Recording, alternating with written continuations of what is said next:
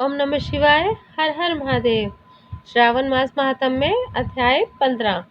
अगर आप हमारे चैनल पर नए हैं और आपने अभी तक हमारे चैनल को सब्सक्राइब नहीं किया है तो चैनल को सब्सक्राइब कीजिए, बेल आइकन को प्रेस कीजिए ताकि आपको हमारे नए वीडियोस के नोटिफिकेशन तुरंत ही मिल जाए। इस अध्याय में सुनिए सुपोदन षष्ठी व्रत तथा अर्क विवाह विधि।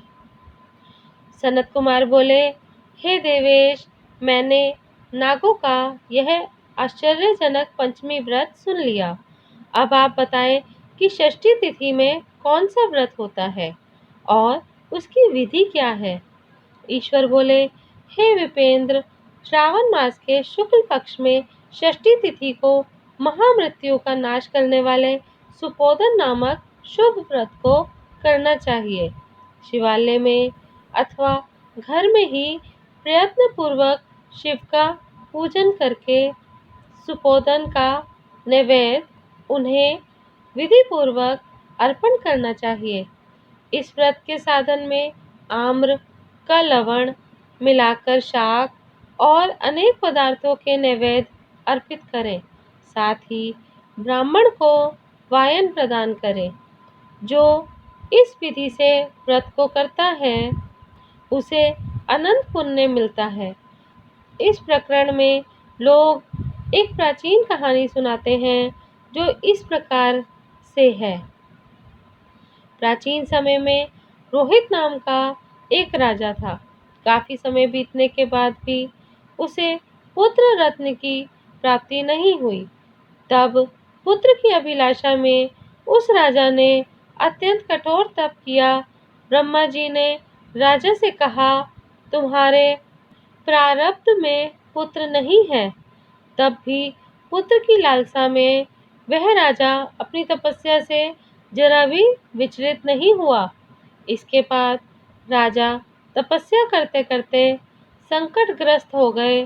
तब ब्रह्मा जी पुनः प्रकट हुए और कहने लगे, मैंने आपको पुत्र का वर तो दे दिया है, लेकिन आपका यह पुत्र अल्पायु होगा। तब राजा तथा उनकी पत्नी ने विचार किया कि इससे रानी का बांझपन तो दूर हो जाएगा, संतानहीनता की निंदा तो नहीं होगी। कुछ समय बीत जाने के बाद ब्रह्मा जी के वरदान से उन्हें पुत्र प्राप्ति हुई। राजा ने विधि पूर्वक उसके जात कर्म आदि सभी संस्कार किए। दक्षिणा नाम वाली उस रानी व राजा ने अपने पुत्र का नाम शिवदत्त रखा। उचित समय आने पर भयभीत चित्त वाले राजा ने पुत्र का यज्ञोपवीत संस्कार किया, किंतु राजा ने उसकी मृत्यु के भय से उसका विवाह नहीं किया। तदंतर 16वें साल में उनका पुत्र शिवदत्त मृत्यु को प्राप्त हो गया। तब ब्रह्मचारी की मृत्यु का स्मरण करते हुए राजा को बहुत चिंता होने लगी कि जिन लोगों के कुल में कोई ब्रह्मचारी मर जाए तब उनका कुल खत्म हो जाता है और वह ब्रह्मचारी भी दुर्गति में पड़ जाता है। सनत कुमार बोले, हे देवदेव, हे जगन्नाथ, इसके दोष निवारण का उपाय है या नहीं? यदि उपाय है तो अभी बताएं जिससे दोष की शांति हो सके। ईश्वर बोले, यदि कोई स्नातक अथवा ब्रह्मचारी मर जाए तो अर्क विधि से उसका विवाह कर देना चाहिए। इसके बाद उन दोनों ब्रह्मचारी तथा आक को परस्पर संयुक्त कर देना चाहिए। तब अर्क विवाह की विधि कहते हैं। मृतक का गोत्र नाम आदि लेकर देश काल का उच्चारण करके कर्ता कहे कि मैं मृत ब्रह्मचारी के दोष निवारण हेतु वैसर्गिक व्रत करता हूँ। सर्वप्रथम सुवर्ण से अभ्युदय करके अग्नि स्थापन कर आघार होम करके चारों व्याहृतियों ओम भू ओम भू ओम स्व ओम मह से हवन करना चाहिए। इसके बाद व्रत अनुष्ठान के उत्तम फल के निमित्त व्रतपति अग्नि के संपादनार्थ विश्व देवों के लिए घृत की आहुति डालें।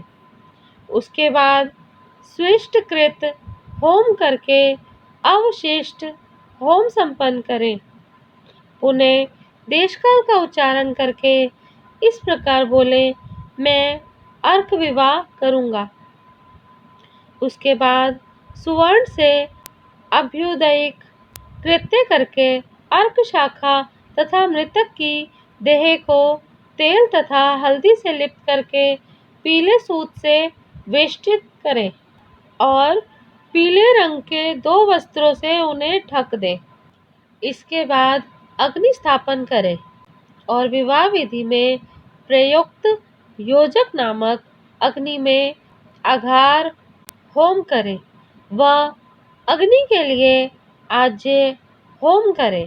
उसके बाद चारों व्याहृतियों से ओम भू, ओम भुव, ओम स्वः, ओम मः, बृहस्पति तथा कामदेव के लिए आहुति प्रदान करें। पुनः घृत से स्विष्टकृत होम करके संपूर्ण हवन कर्म समाप्त करें। उसके बाद आक की डाली तथा मृतक के शव को विधि पूर्वक जला दे। मृतक अथवा म्रियमाण के निमित्त 6 वर्ष तक इस व्रत का अनुष्ठान करना चाहिए। इस अवसर पर 30 ब्रह्मचारियों को नवीन कौपिन वस्त्र प्रदान करना चाहिए और हस्त प्रमाण अथवा कान तक लंबाई वाले दंड तथा कृष्ण मृग चर्म भी प्रदान करने चाहिए। उन्हें चरण पादुका, छत्र, माला, गोपी चंदन, प्रवाल मणि की माला तथा अनेक आभूषण समर्पित करने चाहिए। इस विधान से व्रत करने पर कोई भी विघ्न नहीं होता है। ईश्वर बोले, ब्राह्मणों से यह सुनकर राजा ने मन में विचार किया कि यह अर्क विवाह तो मुझे गौण प्रतीत होता है, मुख्य नहीं, क्योंकि कोई भी व्यक्ति मरे हुए को अपनी कन्या नहीं देता है। मैं राजा हूँ, अतः मैं उस व्यक्ति को अनेक रत्न तथा धन दूंगा जो कोई भी इसकी वधू के रूप में अपनी कन्या प्रदान करेगा। उस नगर में एक ब्राह्मण था। उस समय वह किसी दूसरे नगर गया हुआ था। उसकी एक सुंदर पुत्री थी जिसकी माता की मृत्यु पहले ही हो चुकी थी। ब्राह्मण की दूसरी भी पत्नी थी जो ब्राह्मण की पुत्री के प्रति बुरे विचार रखती थी तथा दुष्ट मन वाली थी। कन्या 10 वर्ष की तथा दीन थी और अपनी सौतेली माता के अधीन थी।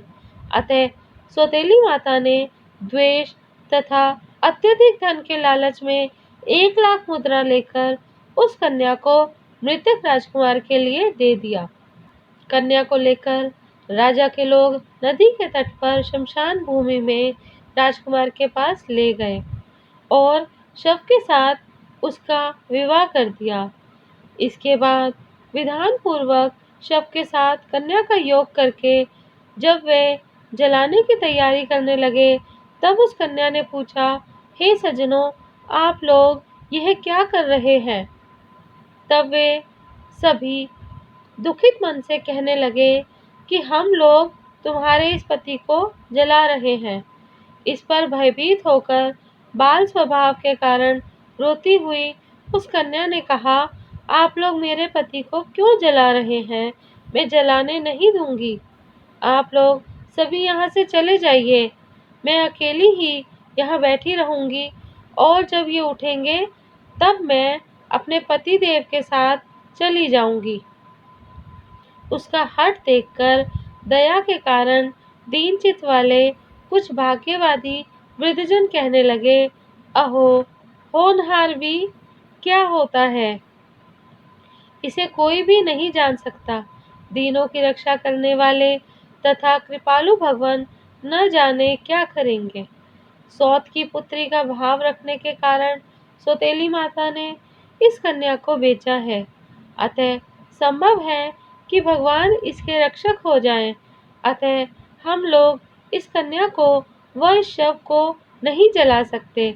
इसलिए सभी को अच्छा लगे तो हम लोगों को यहाँ से चले जाना चाहिए। परस्पर ऐसा निश्चय करके वे सब अपने नगर को चले गए।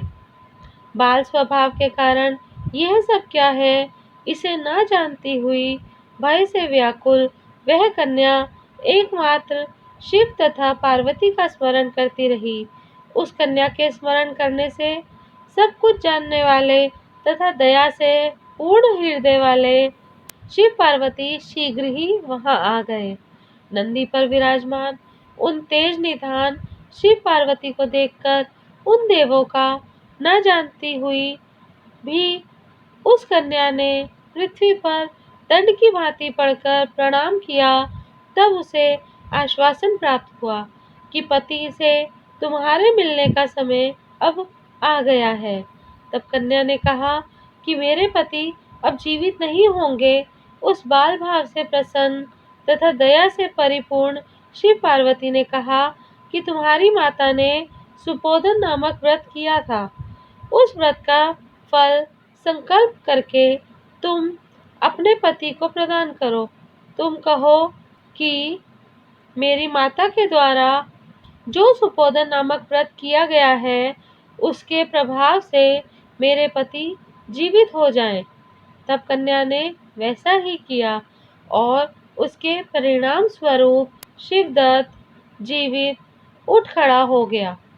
उस कन्या को व्रत का उपदेश देकर शिव तथा पार्वती अंतर्ध्यान हो गए।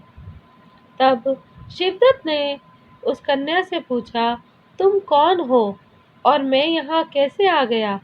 तब उस कन्या ने उसे वृतांत सुनाया और रात हो गई।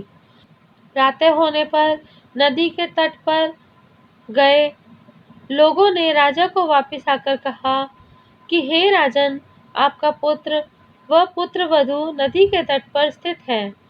विश्वस्त लोगों को यह बात सुनकर राजा बहुत खुश हुआ। वह हर्ष भेरी बजवाते हुए नदी के तट पर गया। सभी लोग प्रसन्न होकर राजा की प्रशंसा करने लगे। वह बोले, हे राजन, मृत्यु के घर गया हुआ आपका पुत्र पुनः लौट आया है। इस पर राजा पुत्रवधू की प्रशंसा करने लगे और बोले कि लोग मेरी प्रशंसा क्यों कर रहे हैं? प्रशंसा के योग्य तो यह वधू है। मैं तो भाग्यहीन तथा अधम हूँ। धन्य और सौभाग्यशालिनी तो यह पुत्रवधू है, क्योंकि इसी के पुण्य प्रभाव से मेरा पुत्र जीवित हुआ। इस प्रकार अपनी पुत्रवधू की प्रशंसा करके राजा ने दान तथा सम्मान के साथ श्रेष्ठ ब्राह्मणों का पूजन किया और ग्राम से बाहर ले जाए गए मृत व्यक्ति के पुनः ग्राम में प्रवेश कराने से संबंधित शांति की विधि को ब्राह्मणों के निर्देश पर विधि पूर्वक संपन्न किया। हे वत्स, इस प्रकार मैंने आपसे यह सुपोधन नामक व्रत कहा। इसे 5 वर्ष तक करने के अनंतर उद्यापन करना चाहिए। पार्वती तथा शिव की प्रतिमा का प्रतिदिन पूजन करना चाहिए और प्रातःकाल आम के पल्लवों के साथ चरु का होम करना चाहिए। साथ ही नैवेद्य तथा वायन अर्पित करना चाहिए। मनुष्य यदि व्रत की बताई गई इस विधि के अनुसार आचरण करे तो वह दीर्घजीवी पुत्र प्राप्त करके मृत्यु के बाद शिवलोक जाता है। इस प्रकार श्री स्कंद पुराण के अंतर्गत ईश्वर सनत कुमार संवाद में श्रावण मास महात्म्य में सुपोधन षष्ठी व्रत कथन नामक 15वां अध्याय पूर्ण हुआ। ओम नमः शिवाय। हर हर महादेव।